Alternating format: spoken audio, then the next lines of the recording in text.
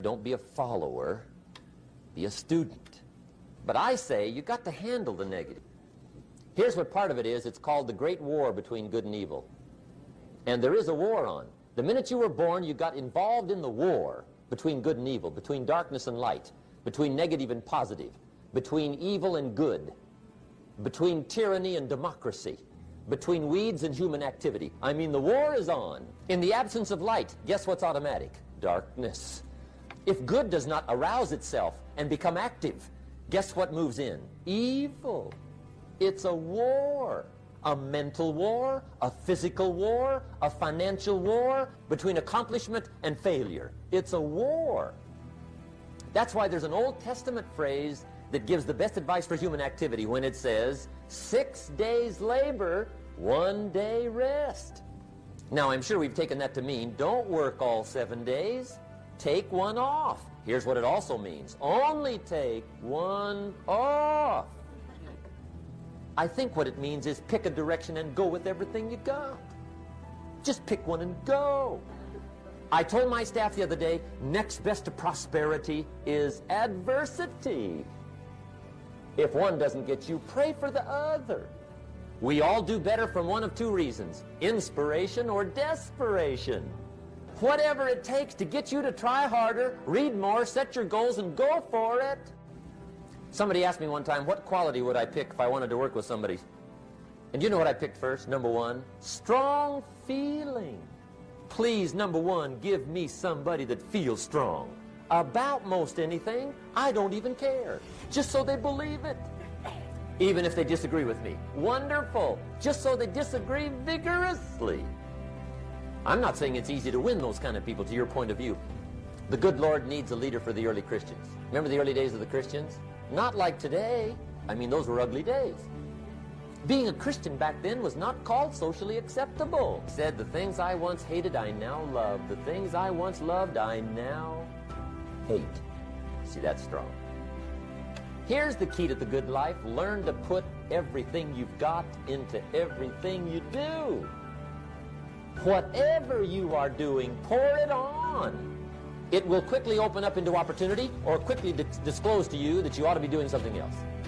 The delusion is, if I had a better job, I'd really pour it on. See, that's delusion.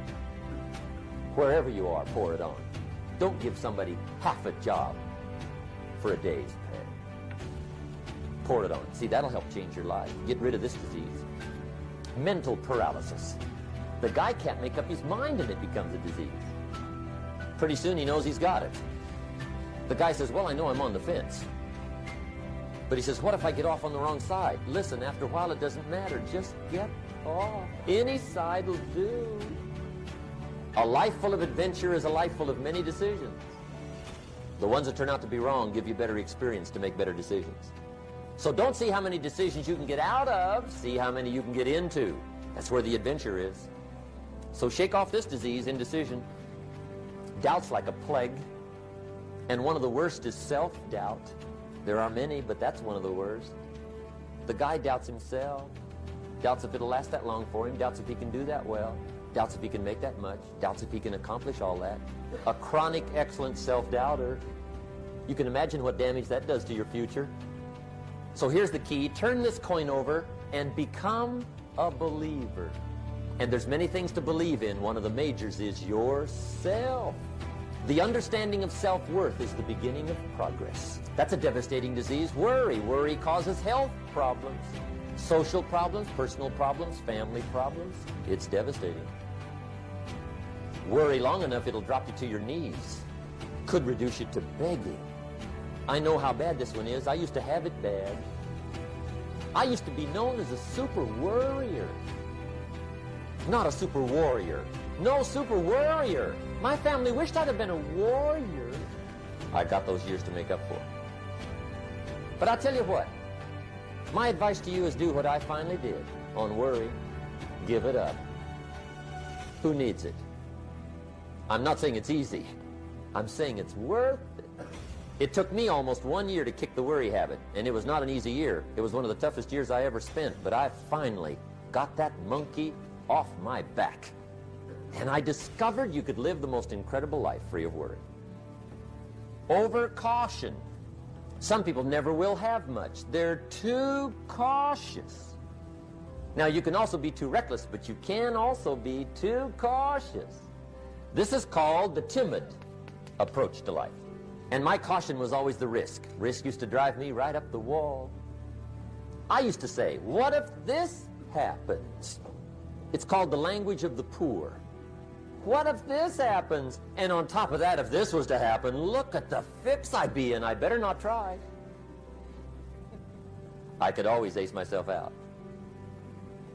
Then I'll tell you what changed my whole life when I finally discovered it's all risky. The minute you were born, it got risky. If you think trying is risky, wait till they hand you the bill for not trying. If you think investing is risky, wait till you get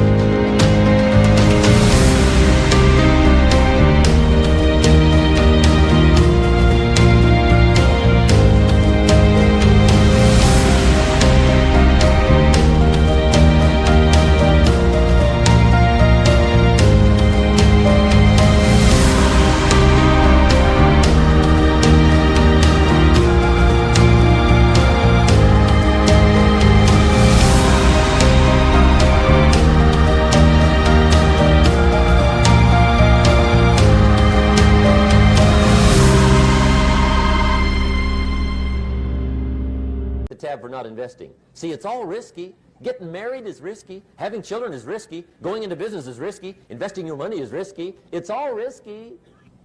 I'll tell you how risky life is. You're not going to get out alive. That's risky. The Englishman says, well, if that's the way it's going to work out, let's give it a go. Right, that's what it's for. Give it a go. Somebody says, yeah, but I'm looking for safety and security. Fine, then huddle in a corner. We'll cover you with a sheet, bring you 3 meals a day.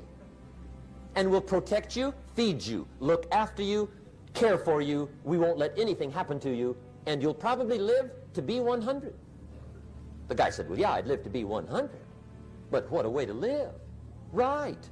What a way to live, safe and secure. Don't ask for security. Ask for adventure. Better to live 30 years full of adventure than 100 years safe in the corner. And see, it's not important how long you live. What's important is how you live. Pessimism, the deadly disease of always looking on the bad side, the problem side, the difficult side, checking all the reasons why it can't be done. The poor pessimist leads an ugly life. He doesn't try to figure out what's right. He tries to figure out what's wrong. He doesn't look for virtue. He looks for faults. And when he finds them, he's delighted. How ugly. This is the poor guy who looks through the window, doesn't see the sunset. He sees the specks on the window. And this is the poor guy, right, who rushes up, takes such leave of his senses. This guy rushes up and he says, I've got 5 good reasons why it won't work. He's so dumb he doesn't know all he needs 1. He's got 5. To the pessimist, the glass is always half empty. To the optimist, the glass is half full. Why would the same measure affect people 2 different ways? Answer, it all depends on how you look at it. Our lives are mostly affected by the way we think things are, not the way they are. The way we think they are affects us most. Poor thinking habits keeps most people poor.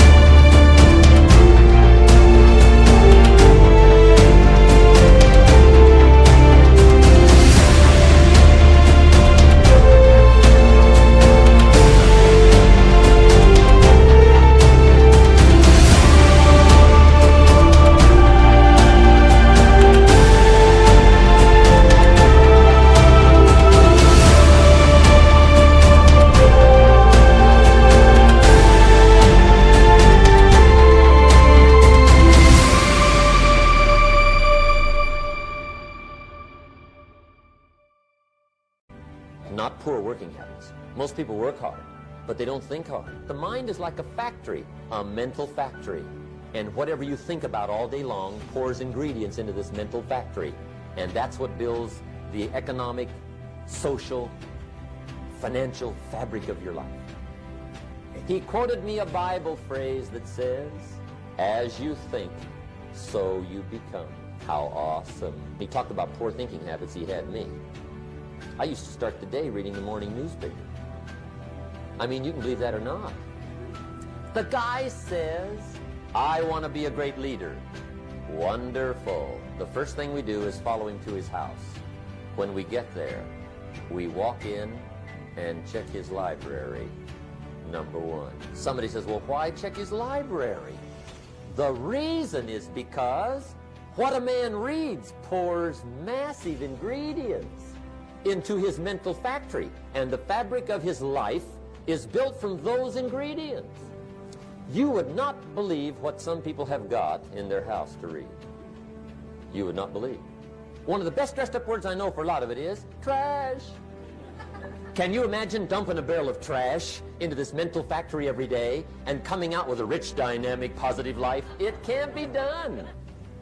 The kids back in Danbury High School, they're asking me questions one day. I'm talking to the kids. Kids got good questions these days. One of them said to me, Mr. Rohn, how do you build the good life? I said, it's simple. It's not easy, but it's simple. Here's how you build anything. Select the right ingredients, keep out the wrong ingredients, and it starts with thought. Everything starts with thought. So you must be wise and careful what you think about, because that starts everything. You got to be wise and careful. I asked the kids, what would happen if somebody dropped sugar in my coffee? They said, will you be okay? I said, what if somebody dropped strychnine in my coffee? They said, well, you'd be dead. I said, correct. Lesson one, life is both sugar and strychnine. You gotta be careful. I said, what if my worst enemy drops in the sugar? They said, will you be okay? I said, what if my best friend, even by accident, drops in the strychnine? They said, well, you'd be dead. I said, correct. Lesson two, watch your coffee. You got to be careful. See, it doesn't matter who hands you the bad stuff. It doesn't matter where you get the bad stuff. It'll still do its damage on your bank account, wherever you get it. Mr. Schoaf gave me one of the greatest phrases when I first met him, when he said, Jim, every day stand guard at the door of your mind. How important. Stand guard at the door of your mind. And you decide what goes into your mental factory. Don't let anybody just dump anything they want to in your mental factory, because you've got to live with the result.